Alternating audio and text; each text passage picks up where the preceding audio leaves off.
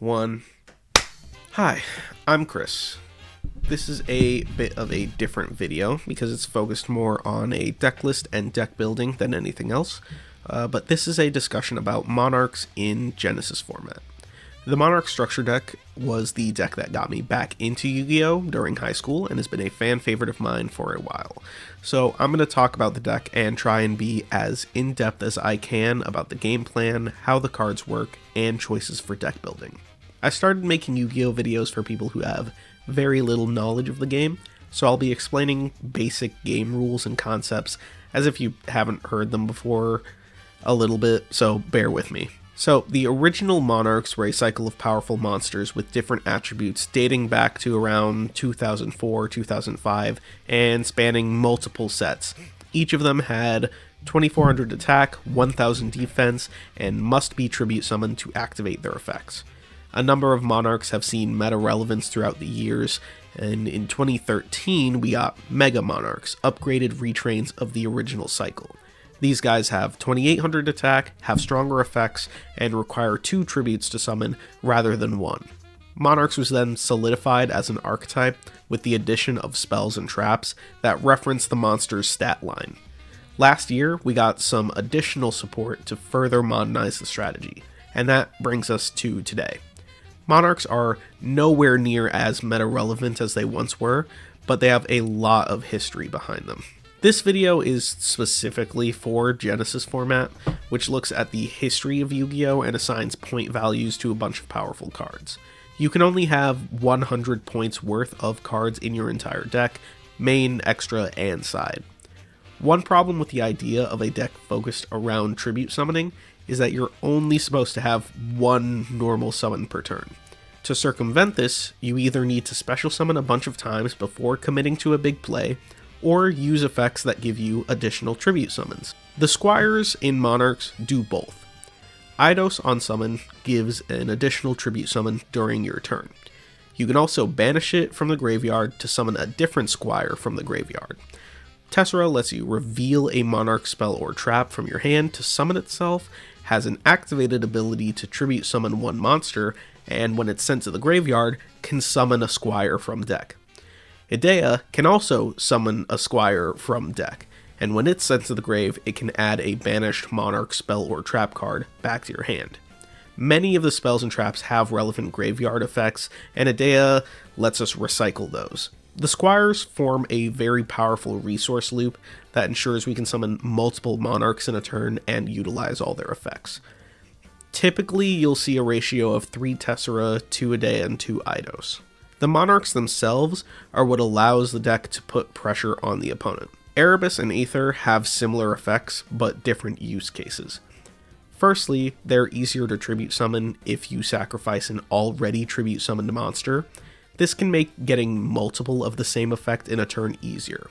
On tribute summon, both Monarchs send 2 Monarch spell or trap cards from your deck to the graveyard for different effects. Erebus lets us shuffle 1 card from the field or graveyard, or a random card from the opponent's hand back into the deck.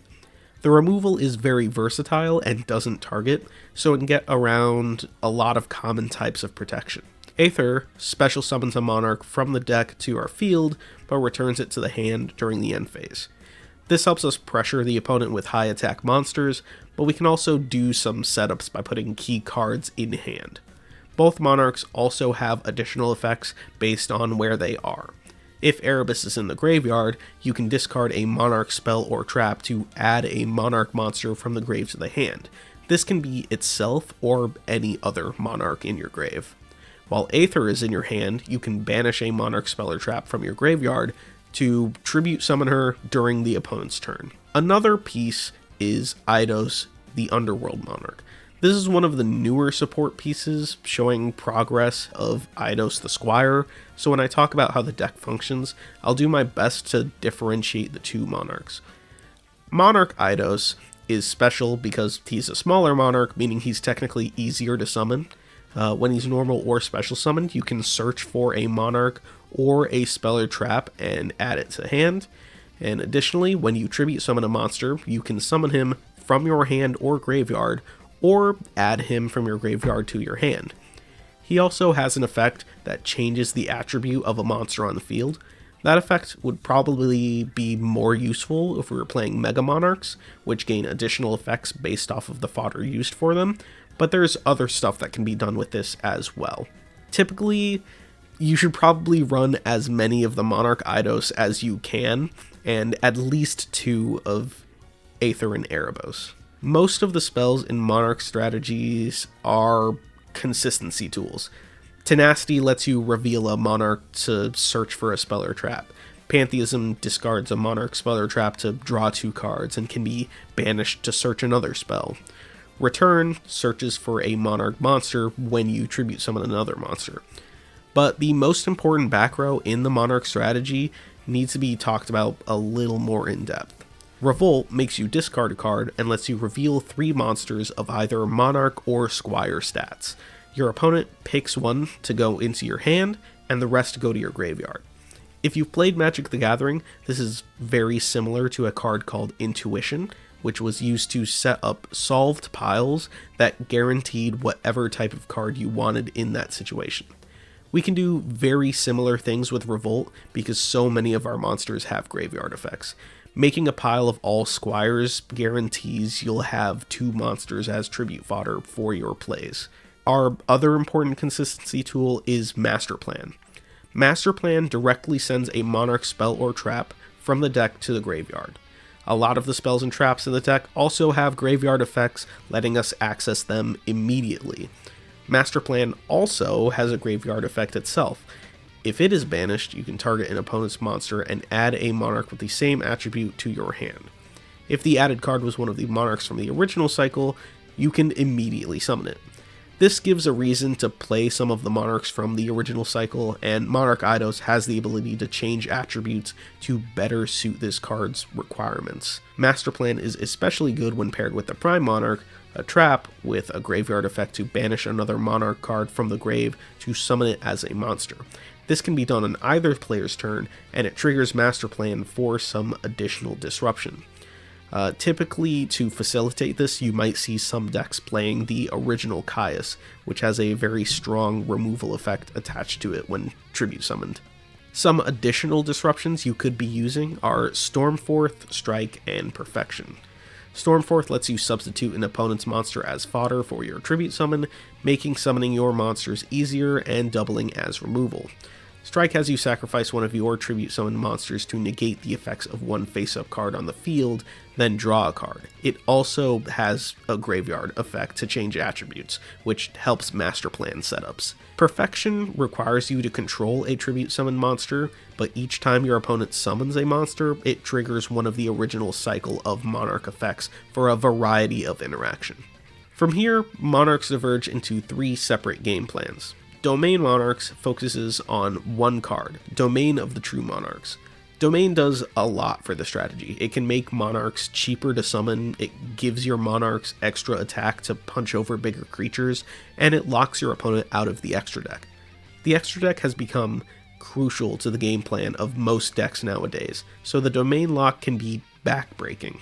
Domain transforms Monarchs into a full-blown stun deck, so it makes sense that Domain is 50 points in Genesys. Extra Deck Monarchs focuses around Zaborg, the Mega Monarch, which on summon lets you destroy a monster, usually itself, and send a number of cards from both players' extra decks to the grave. Similar to Domain, ripping apart an opponent's extra deck can be devastating, but Zaborg comes with the bonus of setting up a bunch of your own effects with cards that you want to be in the graveyard, such as the Fossils or Meteor. These effects are so powerful, Zaborg is a 100-point card, along with several of the popular cards used alongside him also have points on them. Lastly, Hand Rip Monarchs focuses on looping cards like Erebus and Thessalos to take as many cards out of the opponent's hand as possible to limit options and set up simpler interactions to stop the opponent. These are the most popular variants, though you could forgo all of them for a lower powered but more consistent version of the deck, something that is a lot more viable in Genesys format than anywhere else. All of these cards result in a powerful resource loop where the spells provide consistency to the deck and give you access to the monsters, and the monsters provide access to the spells. It's a bit more complicated than that, and I'll talk about it a little later, but your main game plan will be to set up your tribute fodder, summon one of the big monarchs to set up your spells and traps interactions in grave, and lock your opponent out of the game. This can be done using Revolt and setting up an intuition pile of squires or monarchs depending on what you need. Revolt isn't perfect though, so you'll need to adjust your game plan based on what else is in your hand. Key setups and interactions will be: the monarchs dump a lot of spells into the graveyard, which fuels perfection, allowing you to trigger multiple perfection effects in the same turn. On your turn, Aether can summon another copy of Aether, which returns to hand at end of turn, and turns on her quick effect to tribute summon during the opponent's turn. On the opponent's turn, Aether can summon a variety of monarchs, either for consistency or something like a Celaglare as an additional interaction. If your opponent controls a dark monster, the Prime Monarch can be used at any time to banish a master plan, triggering the plan to search Caius and immediately summoning it. This is easier to achieve on your own turn because Eidos has an effect that can change the attribute of monsters on field, but it is still good disruption. Stormforth's effect is lingering and lasts until it's used, so you can activate it at any time and use it in the graveyard as fodder for any of your other cards like Aether, Perfection, or Prime. It's especially useful with Aether because it turns her tribute summon into removal. For a variety of pros and cons of the decks, one of the pros is the engine itself is very strong and holds its own weight. Not many decks can say that. There's enough support for the strategy over the years that Monarchs does a little bit of everything decently well. The deck wants to go first with cards like Perfection and Domain, but cards like Stormforth and Master Plan can help it push through established boards going second. Also, if you're playing Domain, the lock is strong. Perfection is also strong. Zaborg is also strong. Under the right conditions, you have answers for just about everything, and you can stop whatever your opponents try to do. Also, the resources used during your setup bleed into your interaction and your ability to play on the next turn, giving you a great grind game as well. As for some cons, the deck's main board can be kind of fragile. Cards like Domain and Perfection require you to control a tribute summon monster to get their benefits, meaning if that monster is removed, you lose all of your interaction and pressure on your opponent.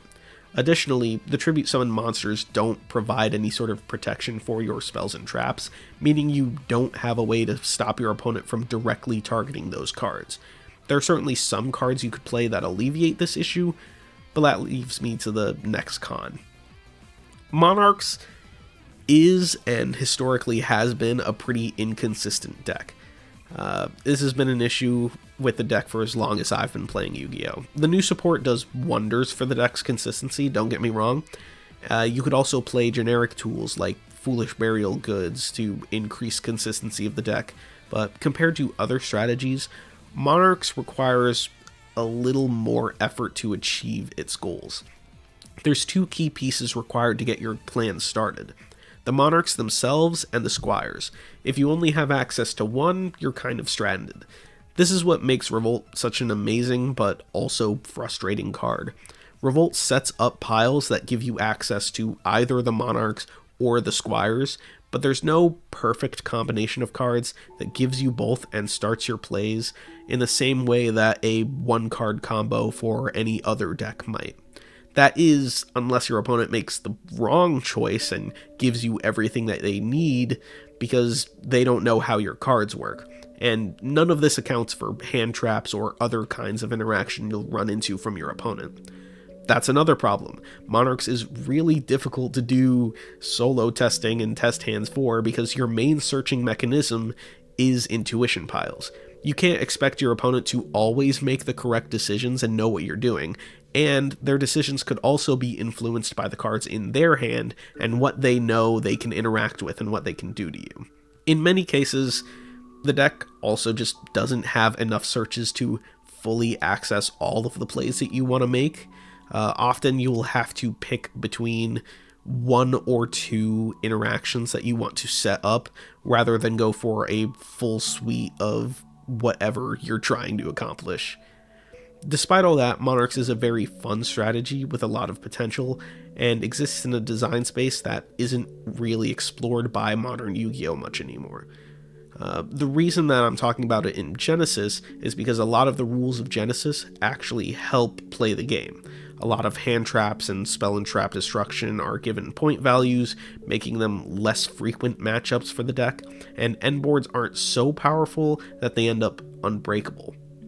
And the point system forces us to rely on what the deck is intended to do, rather than a lot of incidental plays that are required in the TCG. The deck that I currently play for Monarchs does not focus on any of the locks at all. It falls into sort of that fourth category of just being a consistent, simpler interaction type of deck. Either way, I hope you enjoyed this video. You'll have to figure out testing with the deck on your own, but if you found this video helpful, share it around. Let me know if you want to see similar stuff in the future. Thank you.